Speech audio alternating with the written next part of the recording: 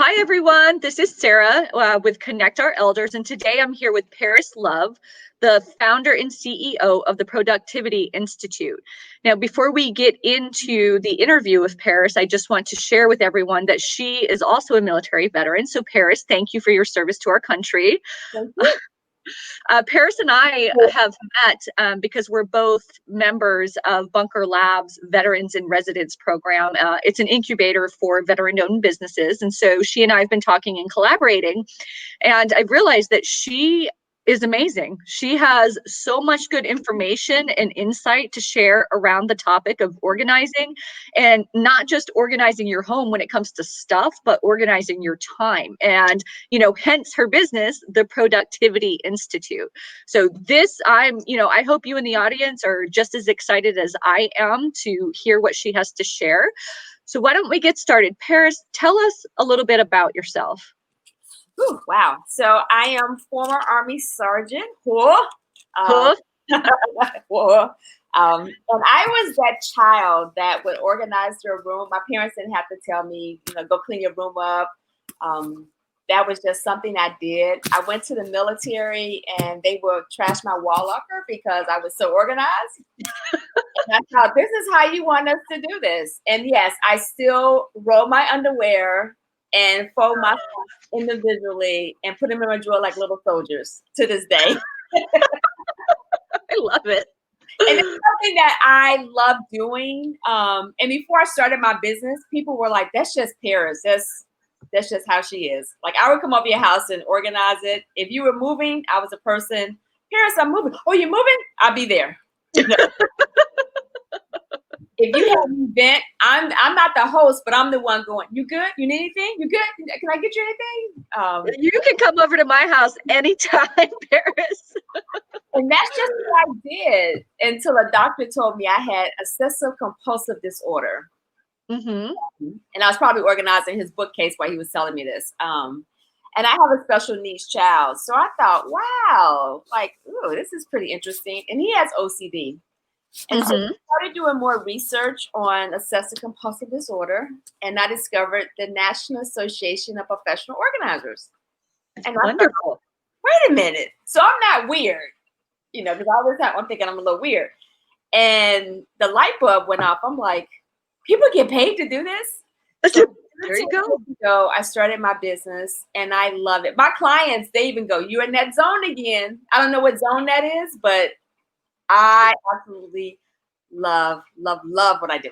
That's wonderful. What's that whole saying that if you love what you do, there's not a single day that you're actually working? Yeah, so it's great that you're in that position. And I really love the fact that you went to the doctor and they told you had this issue, but you decided, nah, it's not really an issue. I'm going to turn it into this skill set that I have, and I'm going to monetize on it. So that's awesome.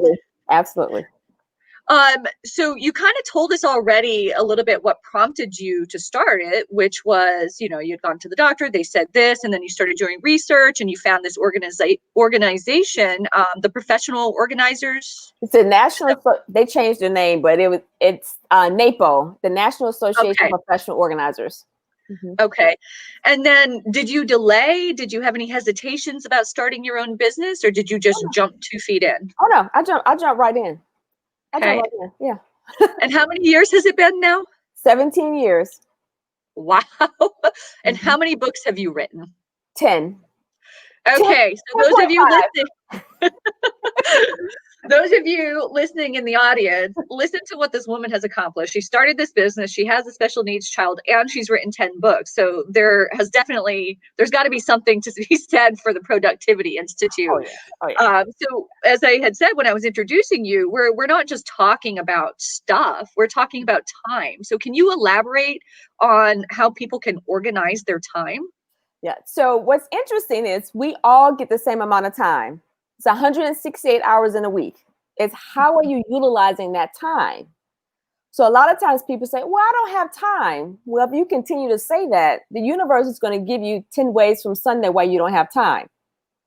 And so you really have to sit down and take a hard look at how are you utilizing your time? What are the hours you're sleeping? What are hours you're working? And if you're working, are you productive?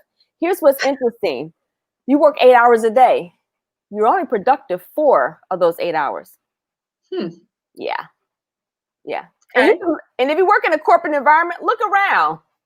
Because little Johnny, someone, you're like, what are they over there doing? Always talking to each other, right? At the water cooler, something, like, are you really Or working? social media now. I mean, we're on social media right now, and I love the power of social media. I use it a lot for my business and nonprofit and to promote other people, but you really have to control your usage of it, and I think minimize just scrolling through to waste time, basically. I say social media is a time waster. So you really have to set a timer, 15, 30 minutes max. Because what happens is, and I'm guilty of this as well. So I would go online. I go, whose birthday is it? Because if I know you, I'm going to call you and sing happy birthday to you. Or I know it's, people love when I sing happy birthday to them. And it's the same song that I sing to my mom. Because at the end, people are like, oh my God. Anyway. So if I don't know you, or if I know you don't have your phone number, I write happy birthday. But what happens is, as soon as you go on there, your news feed comes up and you're like, oh, let me see what everyone's doing. And then 30 minutes have gone by and you're like, why did I come on Facebook? Why did I go on Instagram? Like, you forget. Yeah. Yeah. But you've looked at, what everyone's doing, from your high school classmates to your, the next door neighbor. You're like, what everyone's doing, and you haven't accomplished anything. What have you accomplished? Being nosy? Right. So no your recommendation is to put parameters on it, right? Like, okay, I'm going to get on, but I'm going to check it for 15 minutes and then I'm going to get back and get focused. Laser focus. Okay. Because again, you have 168 hours. And when you start if you take 168 hours, subtract the amount of time you're sleeping, subtract the amount of time you're working, travel time, if you still travel, to work, the time that you're going to eat, if you have children, their activities, like, you start subtracting that. And when you get to the bottom, 10 out of 10 times, you're going to be in the negative. But that's okay. You go back and say, do I really need to sleep 15 hours a day? Probably not. Because I'm not traveling to work, that's probably, an hour to 3 hours. So how am I utilizing that time? Mm-hmm. Am I watching TV? Am I you like, oh, let me watch my favorite show. And next thing you know, and it's always that episode, you're like, this is my last episode. And when they get to the end, you're like, okay, just one more episode. That was me with Outlander. I don't know if you've seen Outlander, but I was still doing my work, but I was only getting like 2 hours of sleep at night, because it'd be like, okay, after this one, I'm done. And then I'd be watching Outlander until 3 in the morning, getting up at like 6. And you've gone through 5 seasons. And you're like, how did that happen? So you had to discipline yourself to say, you know what, just 1 hour. After this, I watch it tomorrow. And it takes a lot of discipline to do that. Mm-hmm. And here's what's interesting. When clients work with me, I have 2 non-negotiables. That's date night, whether you're, married with a spouse, significant other, or by yourself, date night. I love that. The other one is self-care. If my husband's listening right now, I'm glad you reiterated that again. You need to have date night once per week, date night, and self-care. Okay. You need 16.8 hours of self-care every week. That's 10. Yeah. I'm writing that down. 16.8 hours. Because guess what? Who's important? You are. We give our time to everybody and everything else. We can carve out 16.8 hours. And that probably, I'm assuming the reason for that is it keeps us from getting burnt out. It keeps ourselves full, so that way we can keep giving to the other things in our lives that we have to give to. Yes. And it will just be happier in general and happier to work with. Exactly. Because a lot of times people are stressed, anxiety, there's a lot going on, and I get it. But I'm not one to take outside, like, how you look at the news, and of course, if it bleeds, it reads. So everything's negative, and you're like, oh my God, I'm like, look at it, but don't take it into your spirit. Mm-hmm. Because what's interesting, like if you look at something negative all the time, someone can come by and go, "Hey, how you doing?" You're like, "Oh, my God, I just said hi." And that's why, because we have all this negativity in our world. Sometimes we have to take a step back from it.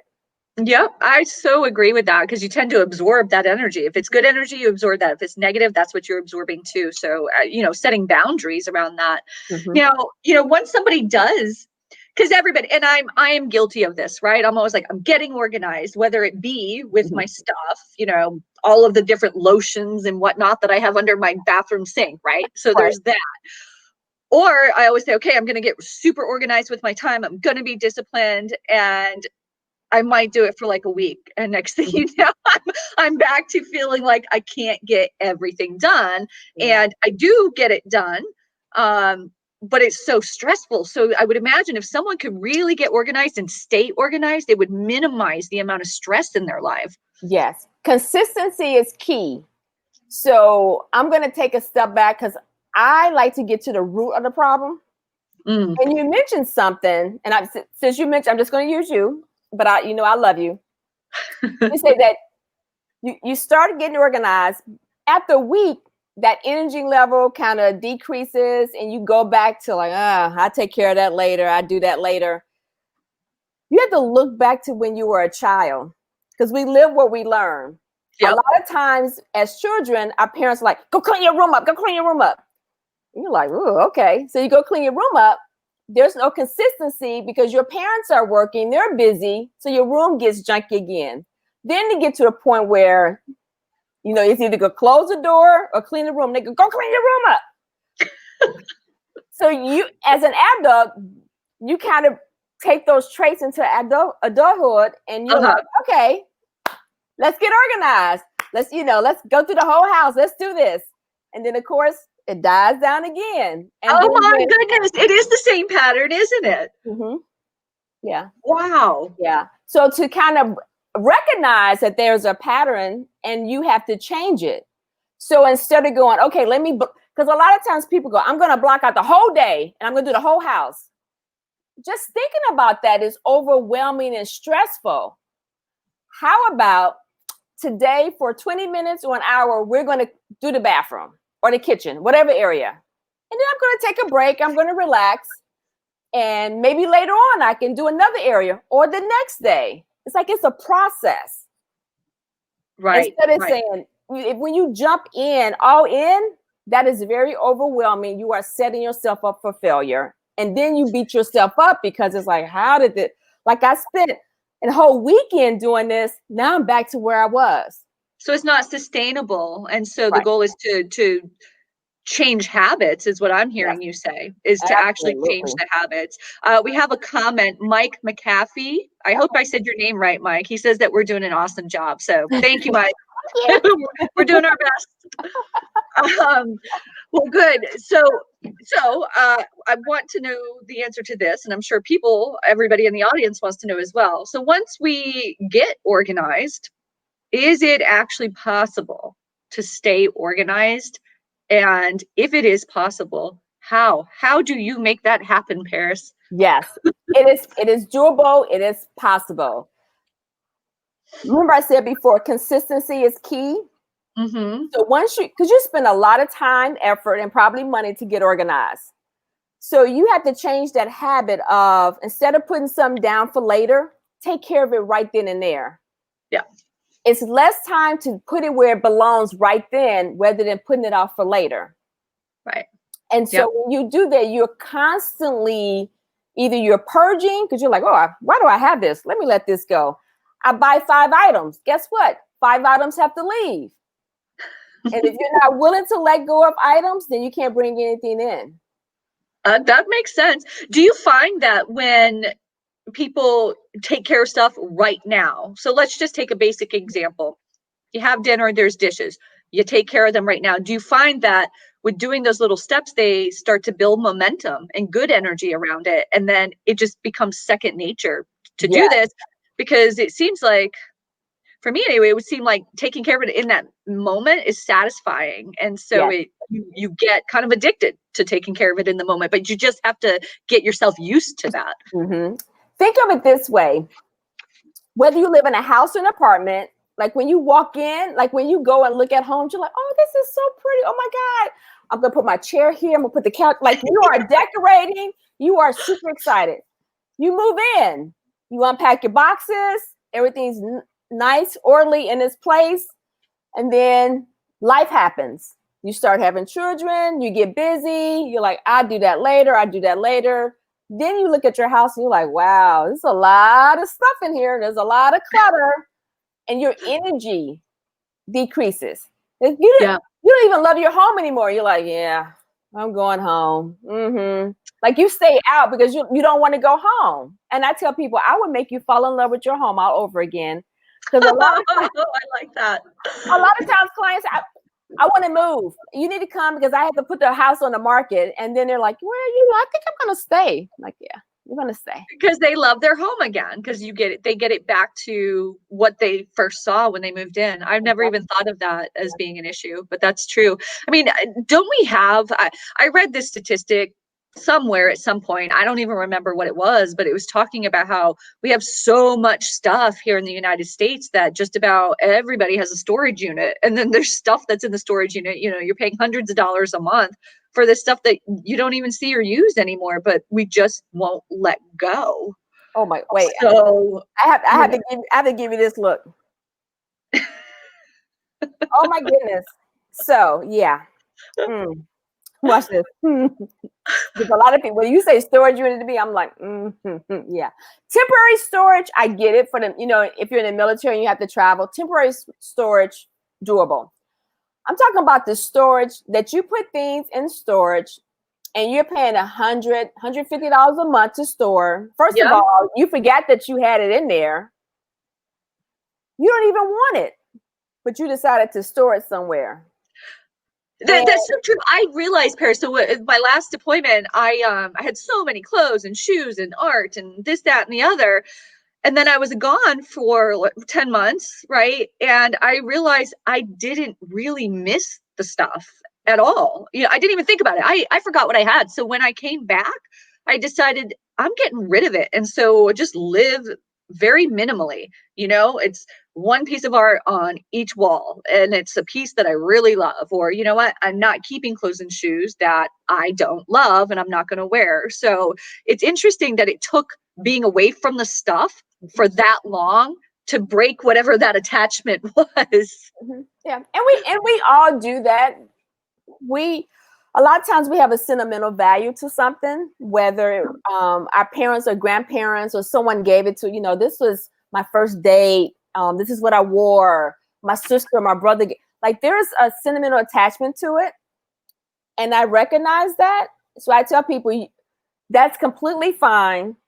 However, every single thing that you have cannot have a sentimental attachment to it like that.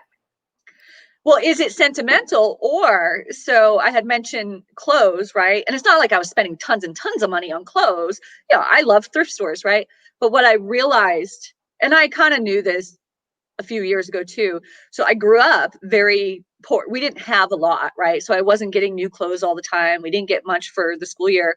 So as I was aging and I started making my own money, I loved looking at the clothes in my closet. And so the real issue wasn't that I needed these clothes. It was because I didn't have it before and it made me emotionally feel good. And so once I realized that I could work through that and realize it doesn't matter. Here's another example of that. And this was before I knew I was an organizer. This was years. It's before I even went to the military. I went over to a friend's house, opened up the refrigerator.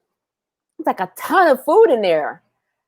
And even in the freezer, things had gotten frostbitten. It was food that had spoiled. And I'm like, can we throw this out? Like, and they told me, they said, when I was growing up, I was raised by a single parent. Oftentimes I didn't eat. Like I went to bed without having food. I was lucky to get one meal a day.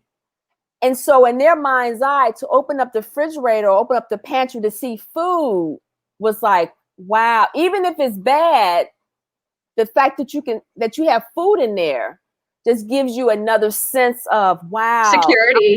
Yeah, security. Yeah. And it's interesting because I grew up, we always had food and everything. And you come over my house and open the refrigerator, you're like, oh my, do you need some money or something? Because I only have what I consume. Yeah. So I don't have like all this food in there. Like, why? I'm not going to use, like, why? I'm not going to use it. It's a waste of money, and save it for the people that are going to eat it. I hear you on that. So we've talked about a couple of examples of this emotional attachment to stuff. I do want to take a moment and talk about the elders and, the generation that lived through the Great Depression and how that contributes to them not letting stuff go. I mean, I've had clients that would save the container from the TV dinner, right? And just stack them up and save them, or, toilet paper rolls and literally everything. Because they might need that one day. Right. And that's an interesting point. I thought I have way too much time on my hands. Hence, get that time on my hands. Yes. Probably our parents, grandparents, or great grandparents grew up during the Depression. But look at us now, present day, the pandemic. We're right back where we started, because remember when, don't ask me why toilet paper was a hot item. So people now are saying, oh my God, let me stock up on toilet paper, dish detergent, Lysol. Bless my heart, my sister lives in Maryland. She drove to Virginia to get some Lysol. Her daughter was like, Mom, are we really going to another state to get? So we're kind of, those habits are coming back. And this is what's interesting. A lot of times we live where we learn. And when we became adults, we look to our parents or grandparents for these skills.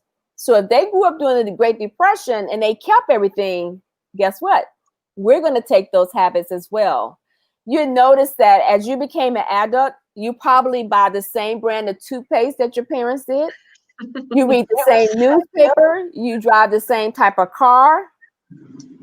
So if they didn't have these skills, we kind of inherited that. However, you can break that cycle. You can create a different legacy. So when you look at the calendar, it's January through December. The days, if it's, depending on the month, 30, 31 days, Monday through Sunday. Is it anywhere in that calendar that says one day or someday? Because it does not exist. So we have to stop telling ourselves, one day I might need that. Someday, no, you will not.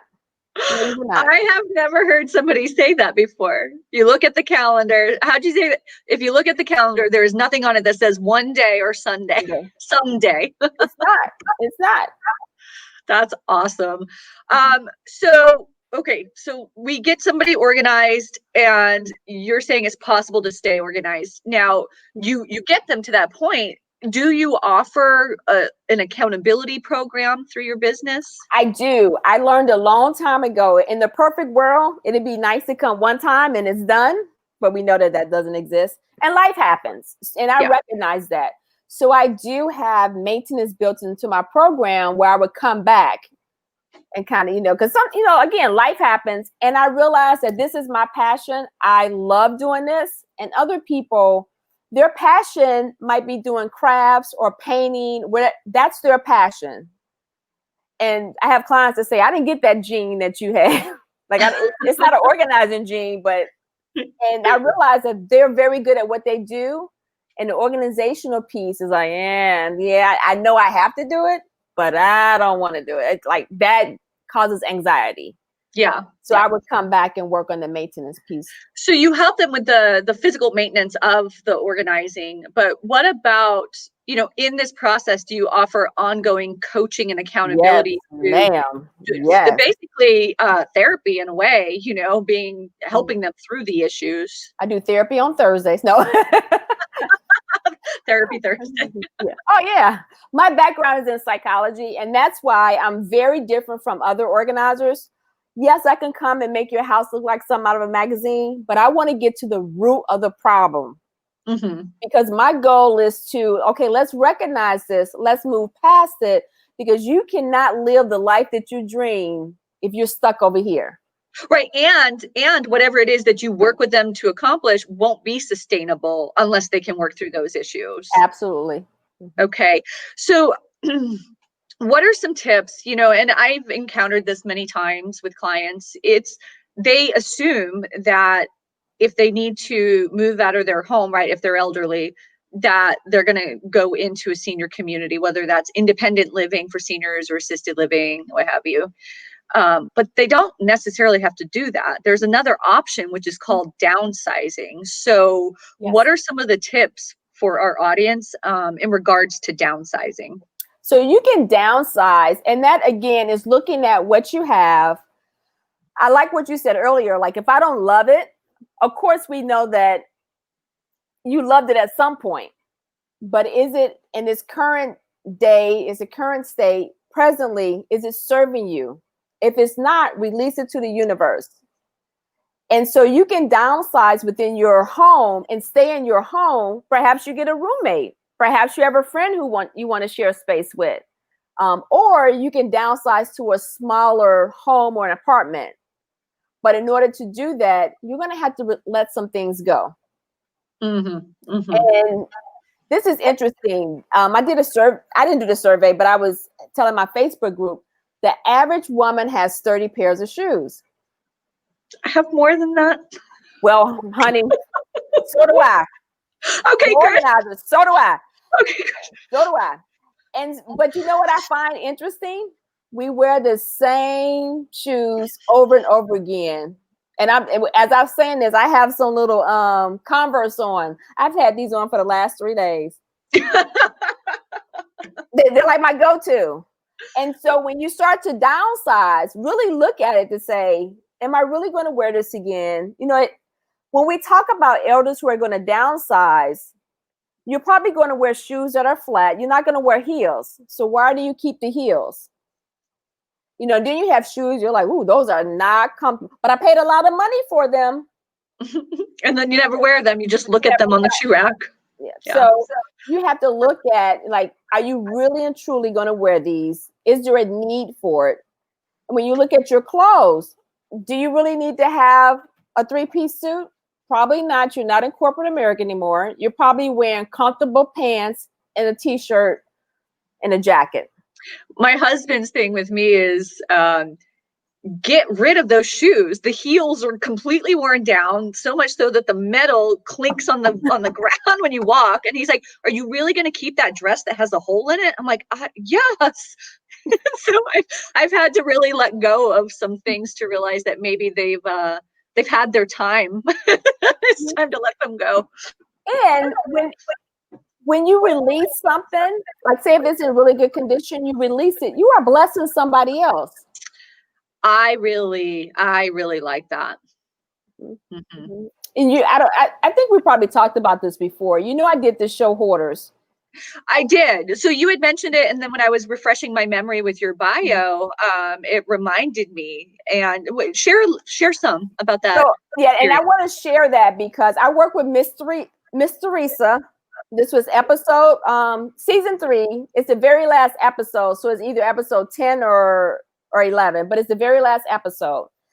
And Miss Teresa, one of the things that she would keep were purses and shoes. And every purse had matching shoes to them. And the reason why she did that, on her very first, when she started dating her husband, his very first present was a purse to her. And they went out to eat, and you know, they had dinner, went back home. She goes, "Oh my God, I left my purse." So they went back to the restaurant. Unfortunately, it wasn't there. And, you know, you kind of forget things like that. And then as she got older, something triggered her back to that place. So I stopped counting at 5,000 purses. What? And here's what was interesting. They were like Gucci, Louis Vuitton. They were nice purses. Oh, wow. But what was funny, she only liked purses that had like a single handle and were big. And so I go, Miss Teresa, why do you have this little bitty purse? Like, why do you have a purse with 2 handles? Because you only like the ones with the big handle. So it was a lot of, that's where the therapy part comes into it. Yeah. And it was interesting to have to go through and have, like, Miss Teresa, let's give this to somebody who needs it. So she finally let us go ahead and consign some and get some to Goodwill. So everyone knew her as the purse lady. So, and with the show, you see us on a weekend. And what happens is we don't really get to finish a lot during that weekend. So they get a lot of services on the back end. Yeah. And so we came back and I said, Miss Teresa, how you doing and everything? She's like, oh, I'm doing good. She goes, I saw so-and-so the other day and she had one of my purses, because they knew her as a purse lady. And when they knew that these items were getting donated or consignment, people just went there. They were like, oh my God, like these were very nice purses. And I had to tell Miss Teresa, I said, the purse that the person purchased or you gave away, they probably never had a purse. Or certainly not one like that, Exactly. And so I had, that's a lot where the psychology comes in. Like, you're blessing somebody else with a purse. Mm-hmm. Mm-hmm. Here's what's interesting. Let's take Oprah, for example.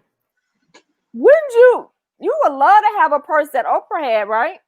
Or a shirt, or did you turn this around in her mind? That's awesome, Paris. So when you think of it that way, so somebody else would be like, oh my God, I would, like, Paris, I would love to, like, people come on my house, like you see in the back of me, the tapestry. Mm-hmm.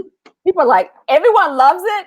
And normally when you come to my house, I'm like, here, you like it? You can have it. You can have it. I'm always decluttering. So come on my house, I give you some. But I won't give that away because people are like, I like that. I'm like, I like it too, but that's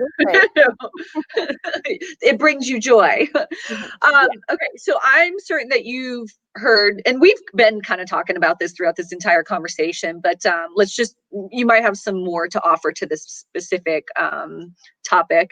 So I'm sure you hear from clients all the time, whether they're elderly or just super busy business individuals, that they have sentimental attachment to items, right? So how can they eliminate or minimize that attachment? And we've already talked about that. You keep, and I do believe that this would be powerful, is that you turn it into, okay, I'm getting rid of this, but in turn, it's going to bless somebody. Are there some other techniques? Like, for example, let's say that you have an adult daughter that's working with her elderly mom and they're trying to clean some stuff out. Are there certain things that maybe that daughter can say to the mom? Or, I've just seen it be such a battle for some people where they want to do the right thing and involve their elderly parent in the process. But what they find is they just don't get very far in the process. But then they're torn and they think, well, maybe I should just take the stuff and get rid of it. But then they risk the parent being angry at them. It's just, they don't know what to do. So any of you listening to this, if you find yourself in that position, call Paris, because she's a professional in this area. And it's just like you would get a professional for legal matters, for home care, for anything. People don't understand what a sensitive area this is for people. Yes. And you can't, if you take it from them, that's the wrong thing, because the family members get very frustrated and they're just like, oh, so don't, no matter how frustrated you get, don't take it from them, because that's just going to set them off even further. But what you can do is bring in a neutral party, because if it's a mom and daughter, of course, they're going to always butt heads. But if you bring in a neutral, because I've done this with my clients, like with spouses, they're like, oh, that is their fault. They go at it. And let me tell you, I will say the exact same thing, exact words that the other spouse is saying. And they're like, oh, yeah, okay. And the spouse is like, really? You know how long I've been trying to get them to do this? And I'm like, because you're invested in that. You're like, you see them every single day. You're their loved ones. It's like you saying something, all they hear is wah, wah, wah, wah, wah, wah. A neutral person can come in and say the same thing, because I don't have that vested interest in there, and I'm not going to judge you for it. Because again, if you're trying to get somebody to let go of something, you're like, really?